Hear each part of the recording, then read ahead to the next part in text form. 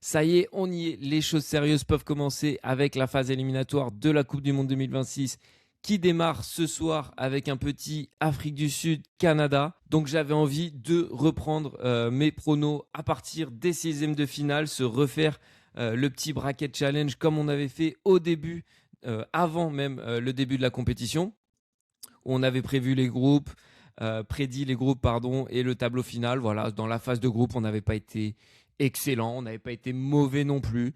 Je pense que je dois me situer dans la moyenne avec quelques groupes quand même où j'ai eu le classement exact sur pas mal d'entre eux au final. Mais voilà, c'est certaines surprises que j'avais pas du tout vu venir, comme la Turquie qui finit bonne dernière de son groupe. Évidemment, la belle histoire de cette phase de groupe, le Cap-Vert qui arrache la deuxième place juste derrière l'Espagne, devant un Uruguay très décevant. Donc voilà, pas mal d'enseignements à tirer de cette phase de groupe, même si une fois que les matchs à élimination directe commencent, les compteurs sont un peu remis à zéro.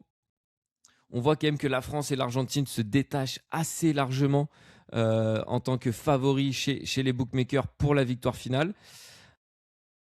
J'aurais peut-être mis l'Argentine un poil devant au vu de leur tableau beaucoup plus favorable, au vu d'un Léo Messi qui a l'air d'être en mission toujours à 38 ans, qui est déjà à 6 buts, il me semble, dans cette compétition. Euh, alors oui, peut-être qu'en termes d'effectifs, et surtout, j'étais aux États-Unis pour la phase de groupe. J'ai suivi l'équipe de France sur les 2 premiers matchs, et c'est vrai que tous les consultants sur place, quand on regardait à la télé, ou même les gens dans la rue, quand ils voyaient un maillot de l'équipe de France, ils disaient ah ouais, vous avez une équipe de dingue, elle est pour vous cette année, tout ça, tout ça. Enfin voilà, les gens sont très très confiants pour l'équipe de France. Attention justement à ce petit excès de confiance pour nos Bleus. Mais voilà, j'aurais peut-être mis l'Argentine un peu devant, surtout quand on voit les petites controverses, les petites polémiques arbitrales qui sont très très très souvent en la faveur des coéquipiers de Léo Messi. Mais bon, on va pas trop s'attarder là-dessus. Je plaisante, on va pas mal s'attarder là-dessus parce que je suis un rageux et que j'ai vraiment pas envie de voir l'Argentine soulever une deuxième Coupe du Monde d'affilée. Voilà, l'Angleterre, l'Espagne, qui sont un peu les perdants de cette phase de poule. L'Espagne qui était favorite avant le début de la compétition, qui a bien dégringolé. Donc on est parti, on va commencer nos pronos avec les 16e de finale. On va faire dans l'ordre que nous donne le tableau, hein, pas dans l'ordre chronologique, ce sera plus simple. Donc le premier, Allemagne-Paraguay. Bon, même si l'Allemagne n'a pas convaincu, ils ont failli se faire surprendre par la Côte d'Ivoire. Ils perdent contre l'Équateur, qui est une équipe assez faible offensivement. Ils arrivent à concéder 2 buts. Et ils ont perdu Schlotterbeck sur blessure pour le reste de la compète. Mais bon, le Paraguay reste le Paraguay. Hein. Ils sortent seulement meilleur troisième d'un groupe relativement faible avec les États-Unis qui font une bonne impression. Mais bon, Australie et Turquie qui déçoivent beaucoup. Donc voilà, Paraguay, c'est pas une grosse équipe et je pense que l'Allemagne, avec son effectif, avec les joueurs qu'ils ont, avec leur expérience des grandes compétitions, devrait s'en sortir. France-Suède, la Suède qui, pareil, m'a pas fait une grosse impression, alors que la France est peut-être pour moi l'équipe qui a le plus convaincu dans cette phase de poule. Avec l'Argentine évidemment. La Suède qui se qualifie. Hein. Bon, ils ont eu la chance d'être tombés sur la Tunisie qui était peut-être la pire équipe de toute la Coupe du Monde. Derrière, ils font un match nul, ils arrachent le nul face au Japon et ils prennent une volée face aux Pays-Bas. Donc voilà, c'est pas eux qui, je pense, vont nous inquiéter et on aura donc droit à notre France-Allemagne en 8e. Afrique du Sud, Canada, je trouve que c'est pas facile à pronostiquer. Les Canadiens qui sortent pour la première fois de leur histoire de la phase de groupe, qui je crois même marquent pour la première fois un point en Coupe du Monde. Voilà, ils ont une génération qui est préparée un peu pour ça, pour cette Coupe du Monde à la maison, même si là ils joueront à Los Angeles. L'Afrique du Sud termine avec seulement 4 points dans un groupe où il y a Corée du Sud, Tchéquie et Mexique. Donc voilà, c'est pas non plus très, très impressionnant pour l'Afrique du Sud. Donc je vais partir sur le Canada qui écrit l'histoire et qui va même se qualifier pour les 8e de finale. Le choc des 16e ensuite, Pays-Bas, Maroc. Ça sent la poudre. J'habite à Amsterdam et il y a une grosse communauté marocaine aux Pays-Bas. Je pense que la, la ville risque d'imploser en pleine nuit le 30 juin à 3 heures du matin. Ça va être assez fou. C'est compliqué parce que sur les dernières compétitions, j'ai envie de partir sur le Maroc qui était peut-être un peu plus convaincant, qui compte un Achraf Hakimi dans ses rangs, mais qui a eu du mal en fait sur cette phase de groupe, notamment sur son dernier match face à Haïti. Ils font match nul contre le Brésil. Ils battent l'Écosse seulement 1-0, qui a pris derrière une volée contre le Brésil, donc pas une équipe très costaud. Et contre Haïti, ils se sont fait peur jusqu'à la mi-temps. Ils sont menés 2 fois avec un contre son camp de Bono, Isidore qui envoie une frappe de malade pour le 2-1. Au final, ils arrivent à arracher la victoire seulement en toute fin de match. Donc, je ne pense pas qu'ils arrivent sur ce match avec une grosse confiance.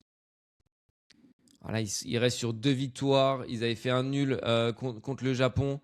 Je trouve qu'il y a une équipe assez solide, notamment au milieu de terrain, Reinders, De Jong, Gravenberg, qui après ce premier match un peu compliqué face au Japon, a trouvé son animation offensive avec Brobe et Gakpo. C'est solide derrière. Il y a des mecs qui sont là depuis très longtemps, qui ont beaucoup d'expérience. Van Dijk, Ake, Dumfries. Donc voilà, ils sont très proches d'ailleurs au classement FIFA. Tiens, c'est amusant. Numéro 7 face à numéro 8. Et voilà, je trouve que même dans l'effectif, pour moi, il y a un peu plus de talent chez les Pays-Bas. Et c'est pour ça que je pars sur les Pays-Bas dans ce choc des 16e. Mais c'est très certainement le 16e le plus indécis de la compétition.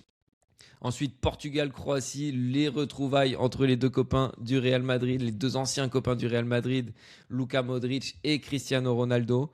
J'attendais un peu mieux du Portugal, honnêtement, qui finit seulement 2e de son groupe derrière la Colombie et qui aurait pu même perdre ce dernier match face à la Colombie s'il n'y avait pas eu un hors-jeu pour un orteil de l'attaquant colombien à la 93e minute.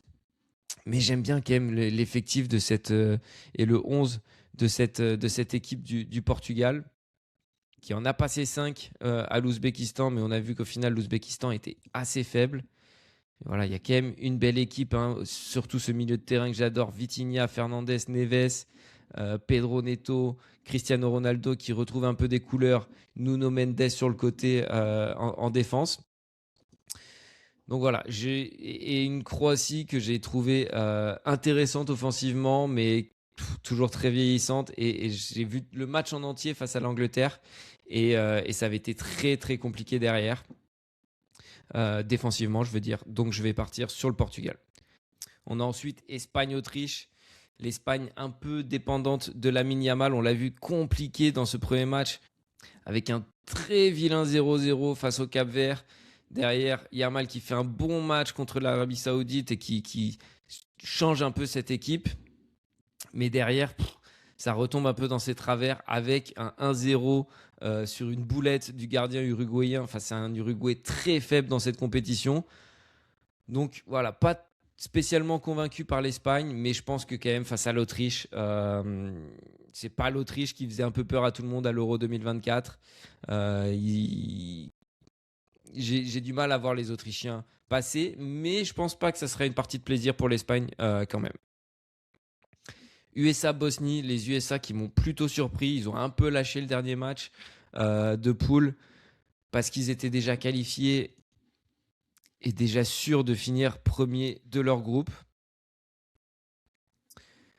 Donc voilà, ils lâchent un peu le dernier match face à la Turquie, ils perdent 3-2 en toute fin de match. Mais les États-Unis m'ont plutôt fait une bonne impression à domicile, et la Bosnie-Herzégovine, bon, ça reste assez limité. C'est une équipe qui finit meilleur 3e de groupe, dans un groupe où il y avait la Suisse, le Canada et le Qatar. Donc voilà, c'est pas très impressionnant, et je vais partir sur les USA. Belgique-Sénégal, là, c'est 2 équipes. La Belgique m'attendait à ce que ça soit pas flamboyant. Le Sénégal m'a un poil déçu, à part sa très bonne première mi-temps face à l'équipe de France. Mais ils ont fait le plein de confiance sur le dernier match, comme la Belgique, vous me direz. Belgique qui met 5-1 à la Nouvelle-Zélande, mais la Nouvelle-Zélande, c'est très faible. Et surtout qui s'était fait peur, hein, qui a commencé sa compète avec 2 matchs nuls face à l'Égypte et face à l'Iran. Je pense que le Sénégal est plus prêt avec des grosses oppositions dès la phase de groupe face à la France, face à la Norvège. Et encore une fois, je les ai trouvés plutôt bons en première mi-temps face à la France. On s'en sort très bien avec le 0-0 à la mi-temps. Et ils ont fait le plein de confiance face à l'Irak juste derrière avec le 5-0 pour s'assurer une bonne différence de but et la place de meilleur troisième. Donc je vais partir sur le Sénégal. Ensuite, Brésil-Japon. Est-ce qu'elle serait pas là notre petite surprise des 16e de finale? Honnêtement, le Brésil m'a pas spécialement convaincu. Oui, Vinicius a marqué des buts. Vinicius est en forme, c'est vrai. Mais je trouve que ça manque de quelque chose. Ça manque de liant, de collectif dans cette équipe brésilienne, ce qui est tout le contraire du Japon, qui n'a pas forcément de star power, mais qui a voilà, ce jeu collectif un peu caractéristique des Japonais à chaque fois dans les grandes compétitions. Et je pense que c'est ce qui pourrait poser problème au Brésil. Et j'ai envie de partir sur une petite surprise et de mettre le Japon vainqueur sur ce match. Ensuite, on a Côte d'Ivoire-Norvège. La Norvège qui a un peu choisi d'affronter la Côte d'Ivoire en mettant son équipe B, en lâchant clairement le dernier match de poule face à la France. Pourrait donner un petit supplément d'âme aux Ivoiriens. Ils se disent ah ouais, ils nous respectent pas comme ça, on va leur montrer. Mais je pense que la Norvège est au-dessus. Ils se sont bien reposés du coup vu qu'ils ont mis leur équipe B pour le dernier match de poule. Et là on va avoir un Haaland qui va revenir en forme, un Odegaard qui va revenir frais. Ils ont quand même des sacrés Golgoth. Pour moi je sens plutôt bien la Norvège avec des gros gabarits qui font très mal. Donc Norvège-Japon en 8e. Mexique-Équateur. Alors Mexique, oui, ils étaient dans un groupe assez faible, mais mine de rien, c'est une des seules équipes avec la France et l'Argentine à faire le 3/3, le 9/9, avec 3 matchs, 3 victoires, aucun but encaissé. Donc c'est quand même assez solide. Alors oui, les oppositions n'étaient pas folles, mais c'est solide. Et surtout l'Équateur derrière. L'Équateur, c'est une équipe qui, offensivement, c'est assez compliqué pour eux. Hein. Avant le match contre l'Allemagne, ils n'avaient pas beaucoup marqué dans le jeu. Et à Mexico City, en plus, j'ai envie de partir sur le Mexique avec l'appui de son public et la solidité qu'ils ont montré jusqu'à présent. Angleterre-Congo. Encore une fois, l'Angleterre m'a pas convaincu non plus. Le Congo, va falloir se les farcir. Hein. Ils ont posé des problèmes dans un groupe assez compliqué. Dans un groupe avec le Portugal, la Colombie. Ils ont tenu tête au Portugal.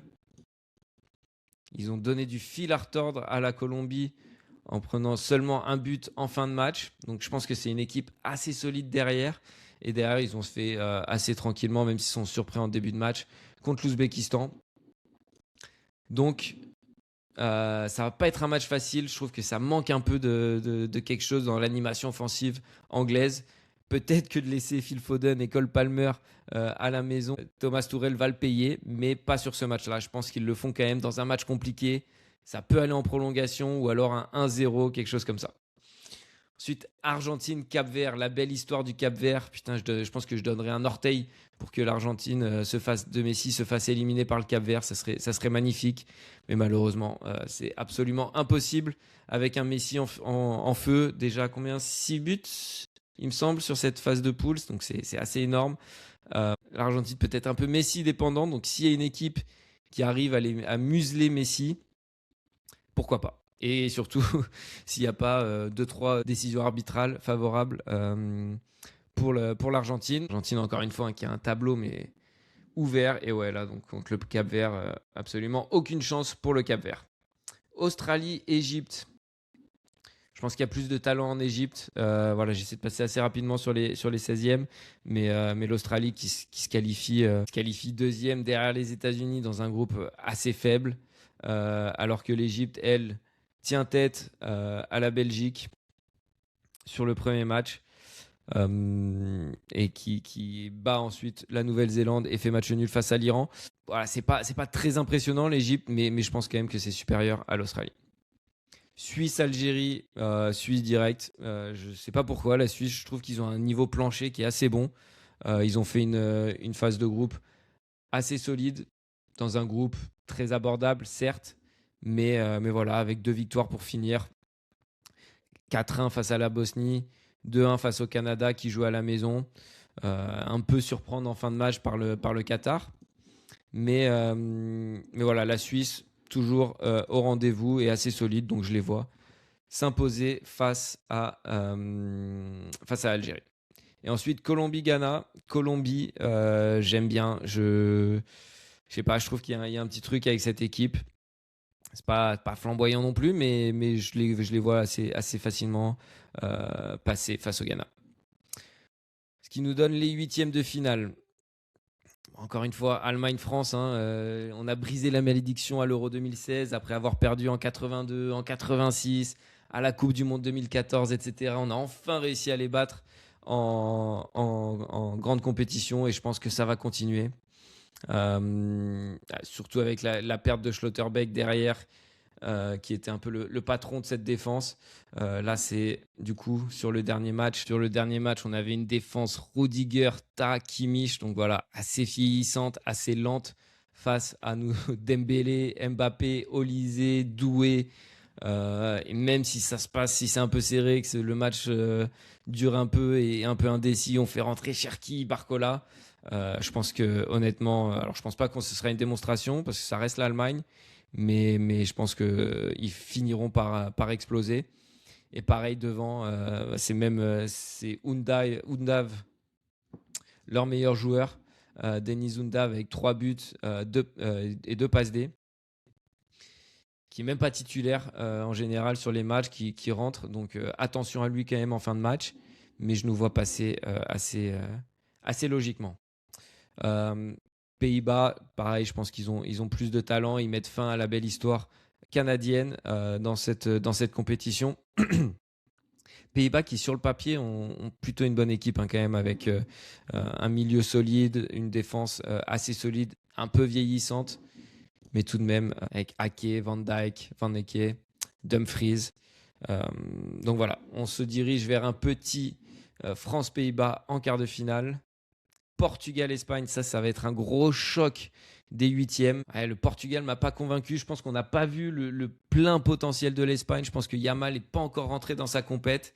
Et qui peut être le facteur X, qui peut marquer comme il l'a été avec le Barça depuis 2 ans, comme il a été à l'Euro 2024, qui peut porter une équipe.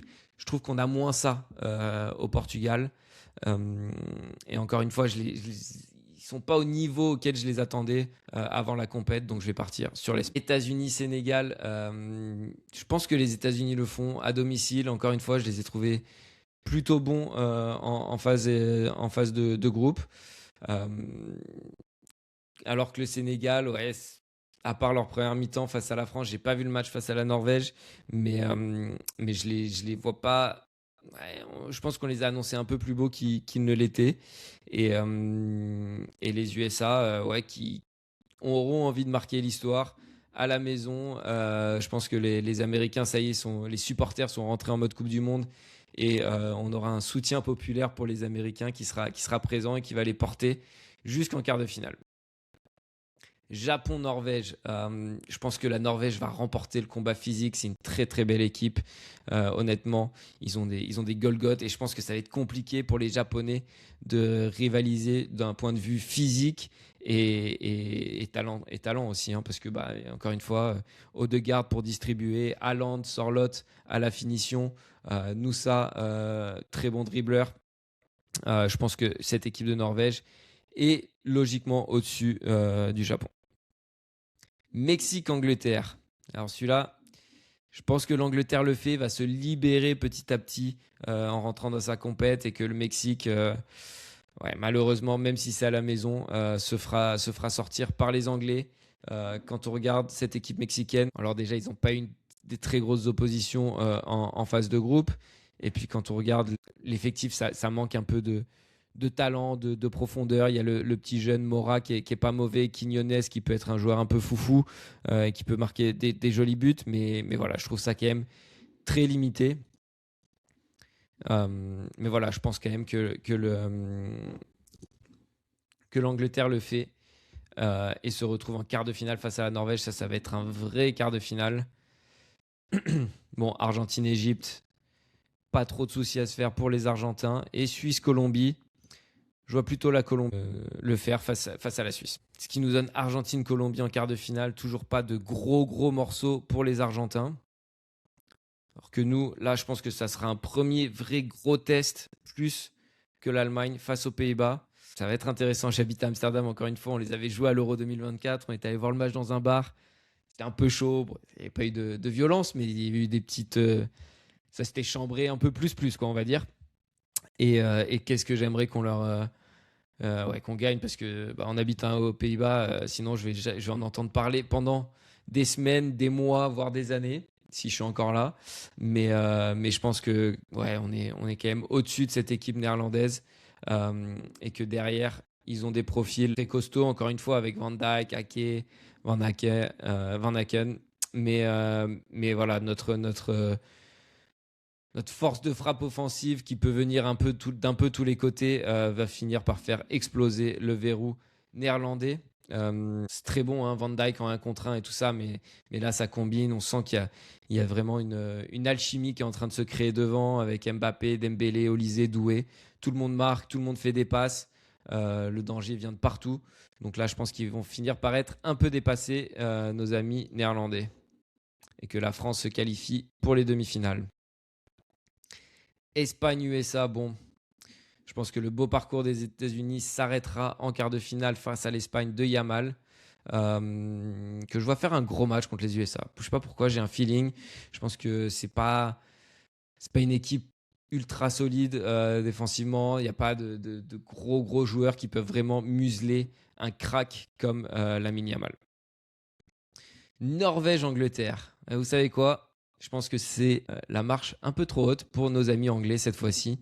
Je trouve qu'il y a vraiment, encore une fois, une très belle alchimie dans cette équipe norvégienne.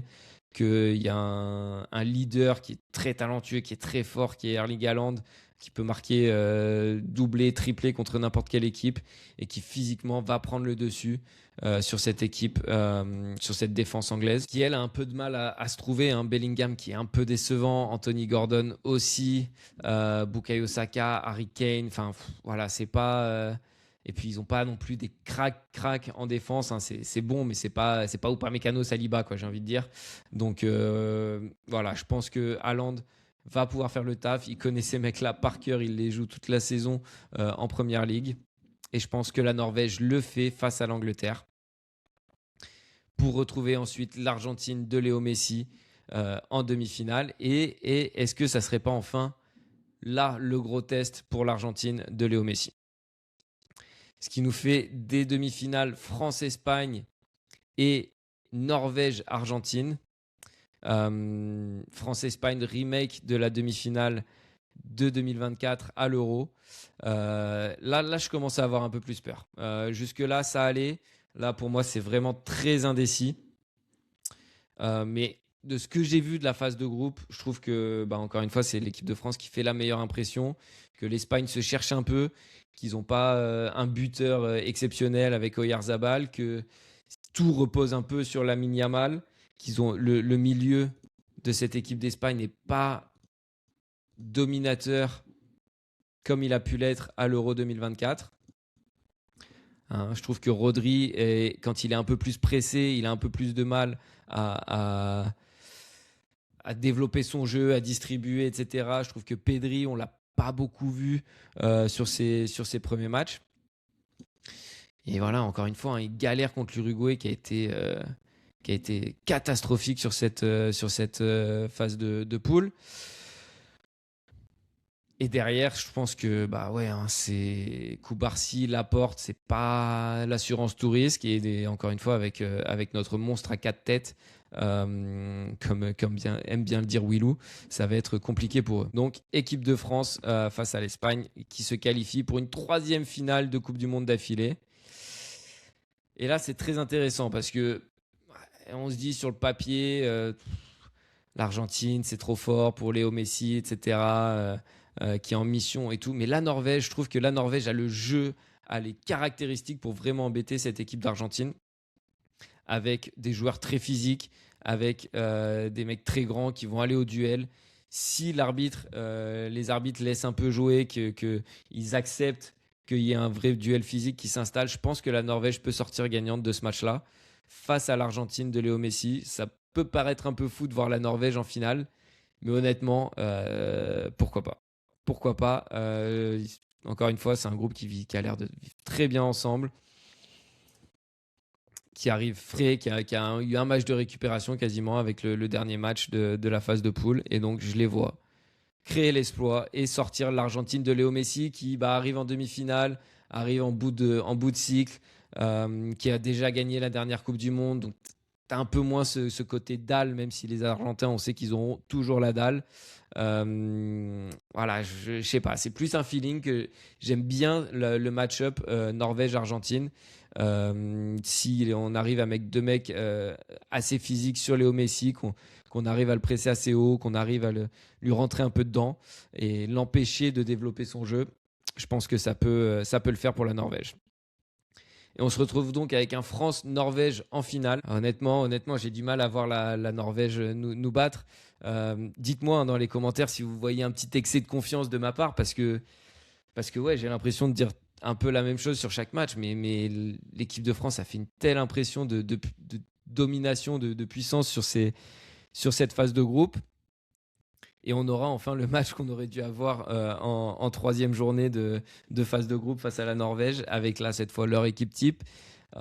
C'est Haaland face à Upamecano. Donc voilà, ça sera le vrai duel, la clé de ce match, j'ai envie de dire. Et en face, je pense que la Norvège n'a pas les armes défensives en fait pour lutter contre notre quatuor infernal devant, avec un danger qui peut venir de partout, de Olysée, Dembélé, Mbappé, etc. Donc, comme j'avais prédit sur la vidéo prono d'avant Coupe du Monde, je vois notre équipe vainqueur de la Coupe du Monde, l'équipe de France, qui va chercher cette troisième étoile pour que Didier Deschamps parte comme ça, comme un prince. Et ouais, ça serait beau, ça serait très beau. Et ça serait une belle finale. J'aimerais bien voir une finale un peu inédite comme ça, face à la Norvège. Je préférerais face à l'Argentine, parce que je pense que l'Argentine, ils sont un peu dans nos têtes maintenant, que ça soit surtout les supporters. Et vraiment, l'attente de cette finale, je ne sais pas si j'y survivrai, parce qu'une deuxième défaite d'affilée face à l'Argentine. Donc voilà, je préfère le match-up contre la Norvège. Je pense qu'on a les armes en défense centrale pour contrôler un peu leur plus grosse arme, qui est Erling Haaland et cet axe Haaland-Odegaard. Et voilà. Donc voilà, pour moi, enregistré. Et selon moi, la France l'emportera. Et puis voilà, rendez-vous le 19 juillet. J'espère que ça sera le cas. Donc voilà l'équipe, on arrive à la fin de cette vidéo. J'espère que ça vous a plu. Je suis un peu fatigué, on sort de l'avion, je suis encore en décalage horaire, mais j'ai quand même voulu faire cette vidéo prono avant le début des 16e de finale. Donc envoyez-moi de la force, on like, dites-moi en commentaire si vous êtes d'accord, et on va continuer à suivre, à couvrir un peu cette Coupe du Monde. Donc si vous voulez plus de contenu comme ça, on n'oublie pas de s'abonner à la chaîne du Poto Sport Club. Et moi je vous dis à la semaine prochaine. Ciao l'équipe.